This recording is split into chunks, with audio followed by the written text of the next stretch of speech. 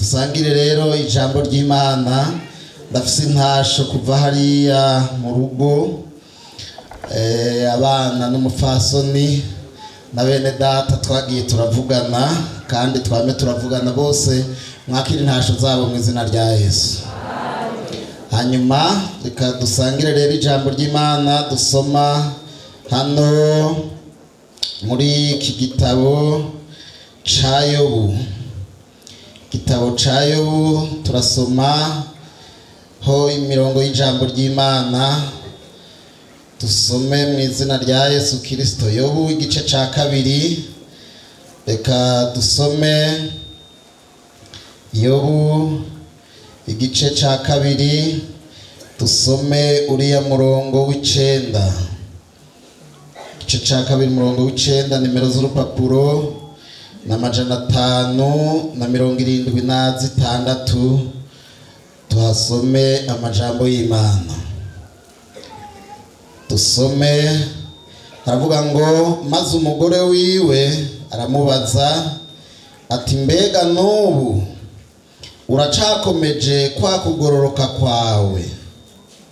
Tukimana upfe uveho. Mbega umugore aramubaza, umugore wiwe aramubaza ati, mbega n'ubu uracakomeje kwa kugororoka kwawe? Tukimana upfe uveho. Naya majambo y'Imana ngomba ko dusangira mu mwanya mutoya nkuko mwavyumvise.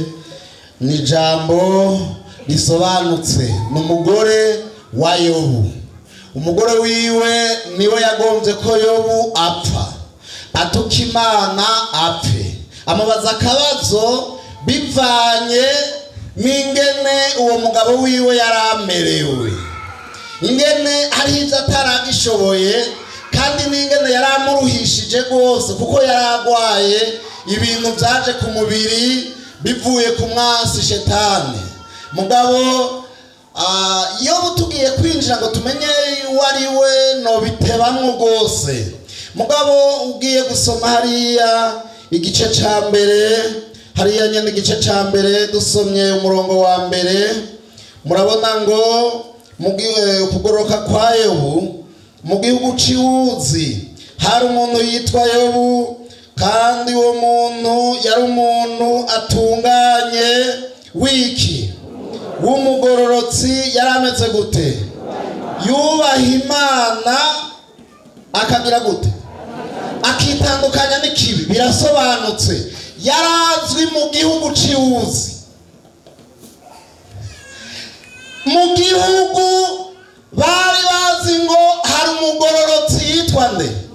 Yobu. Iyo wumvise ngo arazwi mu gihugu, n'abakuru bari bamuzi, n'abaciye bugufi bari bamuzi, yarazwi mu gihugu c'Uzi ko hariho umugororotsi yubaha Imana, yitandukanya n'icitwa ikibi cose. Icaco cose aramenyekana, biramamara, aragahezagirwa Yesu. Ndakwipurije, sindabizi vyurimwo, mugabo ijambo mfise nirivuga ngo mbega none. Urabona n'ikibazo, n'ikibazo ariko inyishu ifise wewe.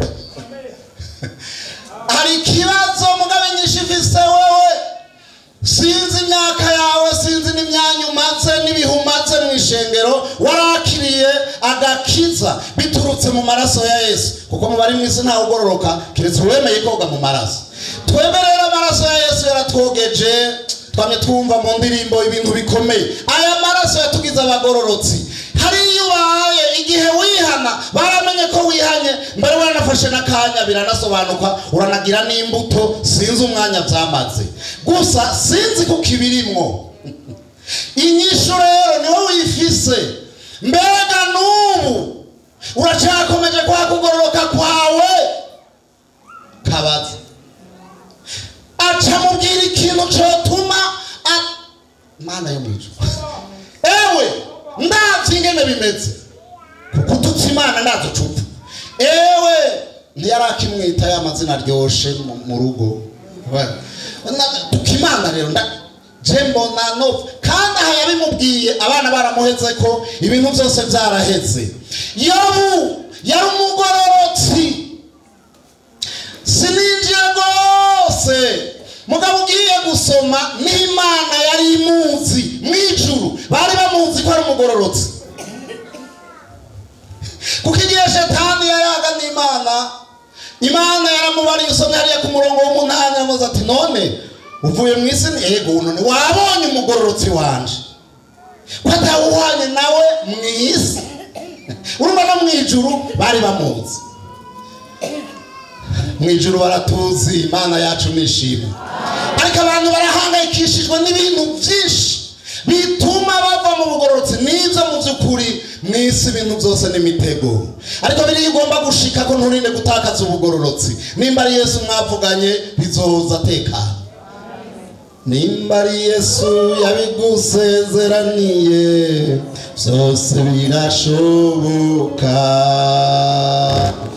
azishana umuriro hagati igushikeko nambari Yesu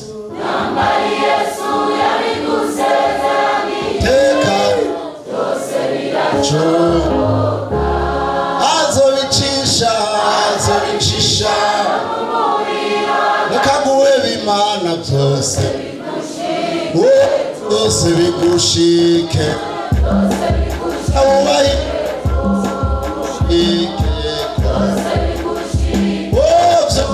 bigushikeko byose bigushikeko byose bigushikeko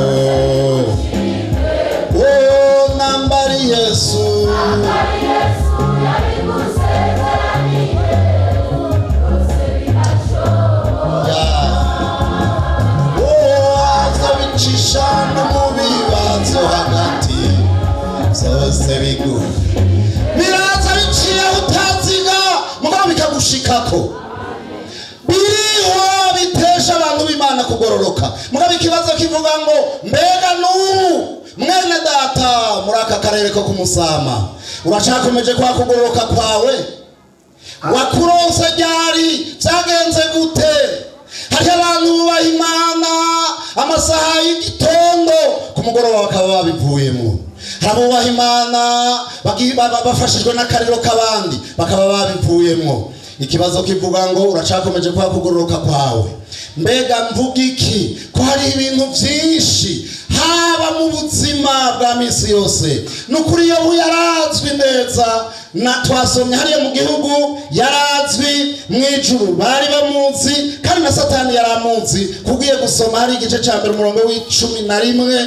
yaramuzi gose kuko niyavuze ati none yoreka kukubaha gute na biriya batite ndabizi wogira uku bene data uzwi gute uracamenyekana muri kwa kugororoka kwawe n'ababanye ushingirwa intahihe kibazo kivuga ngo uracakomeje kwa kugororoka kwawe sinzi rero ko wigeze unabironka kuko hari abantu bagenda kwihana imirenzako bakihana ntibihane bagacakira agakiza kari pirate nk'abandi babasoma babiri ku musaraba hariya ari umugabo yatukiye Imana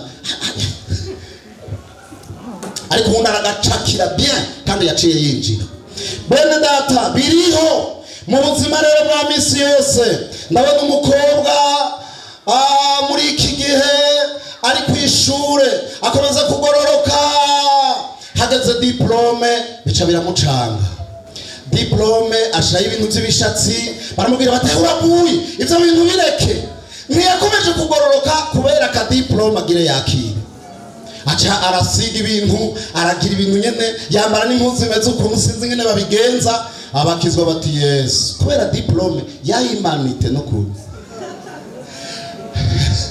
niyo yaba arengeje menshi ntitari gutuma tubugororotsi ariko ndabinginze bene data n'iby'inyishu ni wifise ariko nagomba ndakwingingire kuguma mu bugororotsi Yesaya igice hariya 3:10 avuga ngo mubwire umugororotsi ko bizogenda gute azomererwa neza wewe biriya yakoze n'inyungu, dushishikare tuzomererwa neza. Biriho biradutesheje, gerageza ugume mu kugororoka. Umugororotsi azomererwa neza, azotungwa n'ivy'amaboko yiwe yamuje. Hariho ibintu bitesha abantu kugororoka. Mwisi byose n'umutego, na rasiyo n'umutego, nizo wambaye n'umutego, na biriya warose biribona byose n'umutego, bitesha abantu kugororoka. Ngoma ndababwira nibi bikorwa by'Imana utabaye maso uratakaza kugororoka. Nabonye mwene data twakoranye ibikorwa rwose, aravuga ati je sinzosubira muze kwakira abashitsi kubera ashitsi. Nagoma nkubaze, aho ushikiye hariya warakomeje kwa kugororoka, aho uronkeye wa mugenzi warakomeje kwa kugororoka, aho wakiye urugo warakomeje kwa kugororoka, aho bakurenganije ku karimbi warakomeje kwa kugororoka. Twese dukeneye mu kintu cyose. Umuhungu yitwa Yosefu yarakomeje kugororoka kwa Potifari, ntivyari byoroshe ariko yagumije ko aragororoka. Muka Potifari yaratangaye, hajya naho yamurementanirije agakubitwa akaja mu gasho. Yari inzira y'Imana, vyaramushikanye imbere. Kubera iki? Yarakomeje kugororoka, arihangana. Mbega uracyakomeje kwa kugororoka bagututse bakuvuze? Uracyakomeje kwa kugororoka? Mbega kugeze muri generation, muri iyi myaka yawe, mbega ko wasobanutse? Ndabona umuntu yatakaje, arambabaza gose. Yaratakaje, yaronse ubukuru butaje. Urumva nta bukuru buba buto mugabo bwari ubukuru. Hanyuma rero ashika mu nzego z'abatware mugabo bisanzwe nyene hariya, kuko abatware ntibangana kandi hajya aho uhera niho uwundi atangurira. Burya birarutana gose, ntibizona gutsitaze, genda bukebuke. Ashitseyo vyarabaye ikibazo, baravuga ati agenda rero mu gihari n'abandi batware n'abandi bantu, nguwo aradutse kunywa ibiyeri.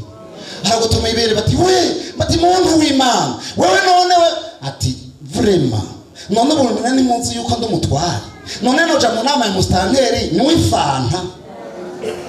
None ndababatse ugiye niwifanta ntiwumva inama?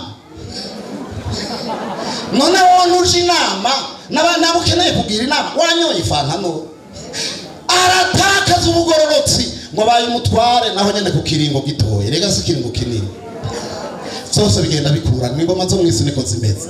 Bene data, uracyakomeje kwa kugororoka bivanye na hariya. Imana iduha intege dukomeze kwa kugororoka. Mbega none bagutesha kugororoka bivahe nibaje mwegeranye waba maso. We nubona ko yari mukayo bunone niwe nyene biriya wewe bamaso usenge naye hano birahari. Uzohava usanga utirimutse, ariko natumwe ngo ukomeze kugororoka. Mbega none nimba waratakaje igihe kigerera, wewe uraja kumenya ingene vyagenze uje mu maraso ya Yesu. Ko maraso ya Yesu niho ibintu bisobanukira, abantu baroga bagakira. Abagororotsi bazotaha ubwami, abantu bakijijwe neza, bihanye ivyaha neza, bazobona Imana. Ewe mukazana, yewe inabukwe wari warasenze ngwaze, mugabo raba haziye vyabatesheje kugororoka. Amasengesho yahari kuri biriya na biriya byarahagaze. Ubu Yesu agiraze rero agiye kubaza umuntu wese mu byo yamuhaye. Mbega biracakomeje? Nagomba wishure aho hagerera uje gufata umwanya.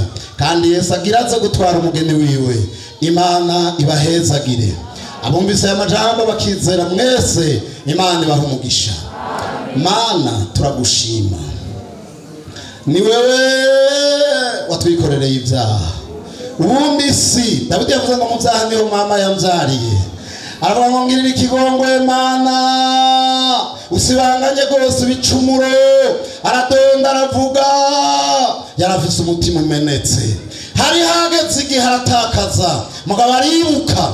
None rero ishengero ryawe turi hano, ubane natwe dushigikire umwanya wose we muri twebwe. Inzambi zisange tugororotse, irangiza ry'umuntu wese Mana mu buryo bumwe n'ubundi udusanga kigororotse. Twese tunigane tuze dusangire no mwami nkuko twemerewe.